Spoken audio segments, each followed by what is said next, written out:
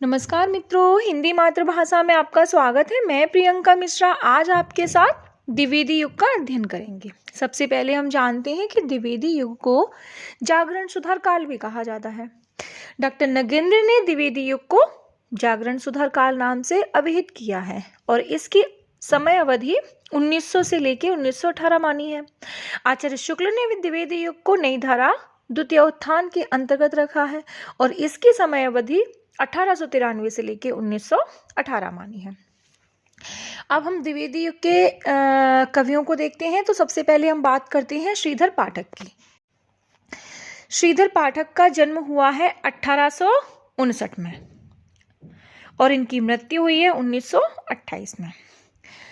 खड़ी बोली के प्रथम स्वच्छंदतावादी कवि कहा जाता है किसको? श्रीधर पाठक को। मोस्ट इंपॉर्टेंट क्वेश्चन है कि खड़ी बोली के प्रथम स्वच्छंदतावादी कवि किसे कहा जाता है? तो श्रीधर पाठक को।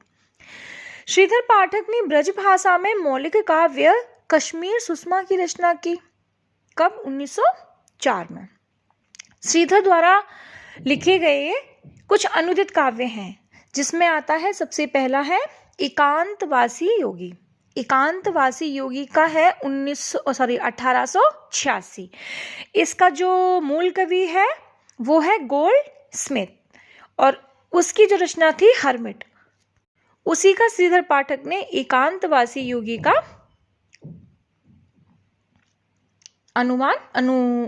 इसको अनुदित किया था।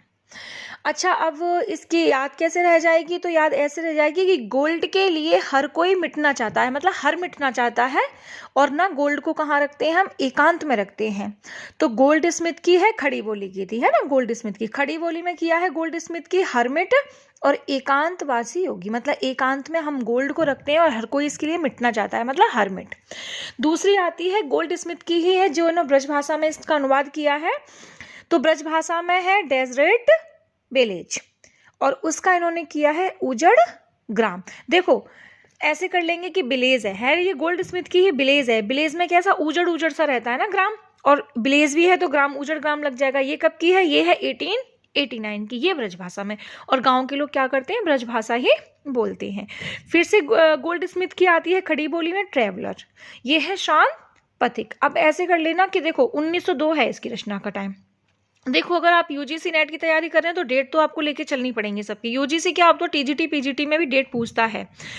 तो ट्रैवल हम दो पैरों से करते हैं ना। देखो 1886 और 89 तक तो हो ही चुकी है, तो आगे की रचना 1902 ही आएगी। और ट्रैवल हम दो पैरों से ही करते हैं ना, और पथिक पे करते हैं तो शांत पथिक, ट्रैवलर, और 1902 गोल्ड स्मिथ की और खड़ी बोली, है ना। खड़े होकर ट्रैवल करते हैं तो ये भी खड़ी बोली है।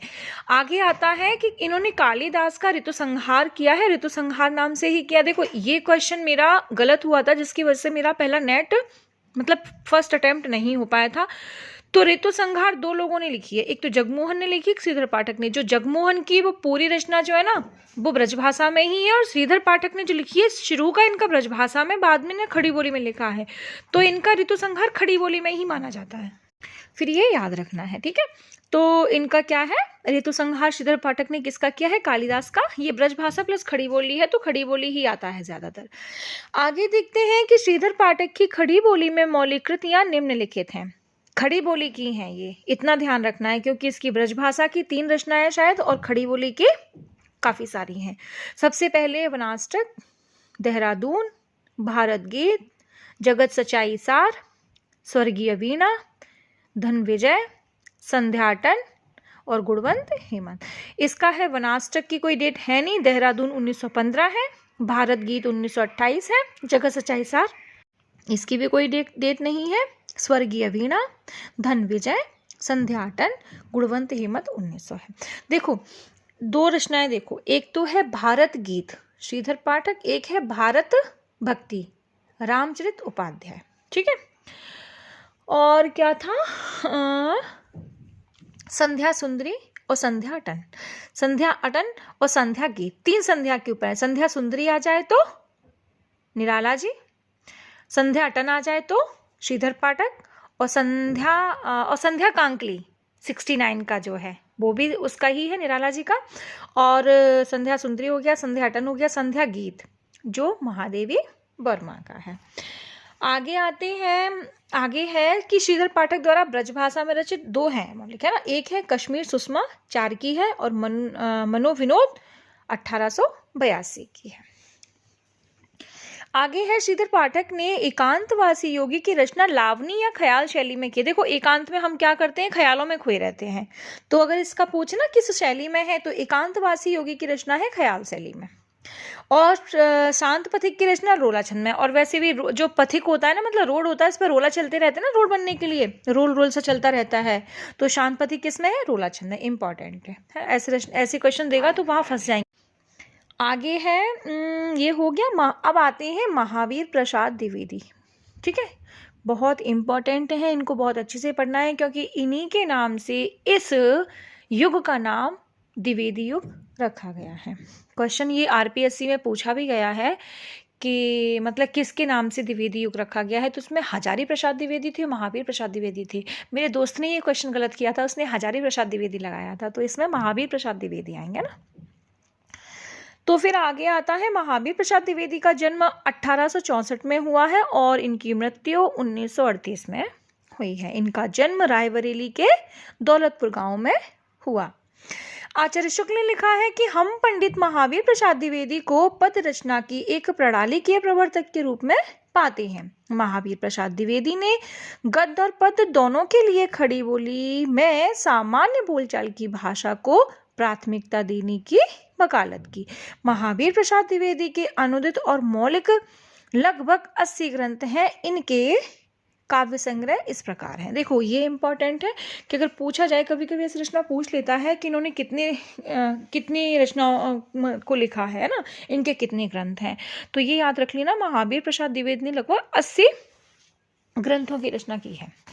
आगे आता है कि इनके काव्य संग्रह, इनका है काव्य मंजूषा, सुमन, कान्य कब्ज अबला बिलाप, देवी स्तुति शतक, कान्य कुब्जा बलि व्रतम। देखो इसका ऐसे याद कर लेना जी, महावीर प्रसाद द्विवेदी हैं, ये द्विवेदी हैं, इनकी एक बेटी होती है मंजूषा और एक होती है सुमन, है ना। द्विवेदी की 2 बेटियां होती हैं, मंजूषा और सुमन, तो इनकी शादी कानकुब्ज में कर देते हैं।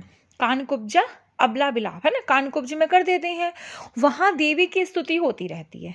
क्या होती है कान्य में, देवी की स्तुति होती है। क्यों होती है, क्योंकि वे कान्य कब्ज बलि व्रतम है, तो ऐसे करके याद हो जाएंगी। आगे आता है महावीर प्रसाद द्विवेदी ने लिखा है कि कविता का विषय मनोरंजन एवं उपदेश परक होना चाहिए। यमुना के किनारे केले कौतूहल का अद्भुत वर्णन बहुत हो चुका है। ना परकियाओं पर निबंध लिखने की अब कोई आवश्यकता है और ना स्वकीयाओं के गतागत के पहले बुझाने की। परकीय और स्वकीय मतलब होता है अपनी स्त्री और पराई स्त्री। चींटी से लेकर हाथी पर्यंत, भिक्षुक से लेके राजा पर्यंत, मनुष्य बिंदु से लेके समुद्र पर्यंत, जल अनंत आकाश, अनंत पृथ्वी, अनंत पर्वत, सभी पर कविताएं हो सकती हैं। इनके भी कुछ अनुदित ग्रंथ हैं जो इस प्रकार है। इन्होंने एक विनय शतक भर्तहरि का था, है ना, अनुवाद किया है, विनय शतक भर्तहरि के वैराग्य शतक का इन्होंने दोहों में अनुवाद किया है। फिर इन्होंने जयदेव के गीत गोविंद का अनुवाद किया है, बिहार बाटिका। ऐसे कर लेना, गीत हम कहाँ पे गाते हैं, बिहार में। जयदेव का ना गीत गोविंद, तो गीत हम बिहार बाटिका में, मतलब बाटिका में ही गाते हैं। फिर इन्होंने भर्तहरि के श्रृंगार शतक का दोहों में अनुवाद किया है, स्नेह माला नाम से। कोई श्रृंगार करते हुए दिख जाते हैं तो उसे माला पहना देते हैं। फिर इन्होंने पंडित राज जगन्नाथ की गंगा लहरी का सवैया चंद में अनुवाद किया है, गंगा लहरी नाम से। और कालिदास की ऋतु संहार का इन्होंने अनुवाद किया है, ऋतु तरंगिणी नाम से। आगे है महावीर प्रसाद द्विवेदी की प्रसिद्ध कविता है सर्गो नरक ठिकाना नहीं। तो आज के लिए इतना ही। अगली क्लास में हम आगे के कवियों को देखते हैं। आज के लिए यहीं रुकते हैं। धन्यवाद।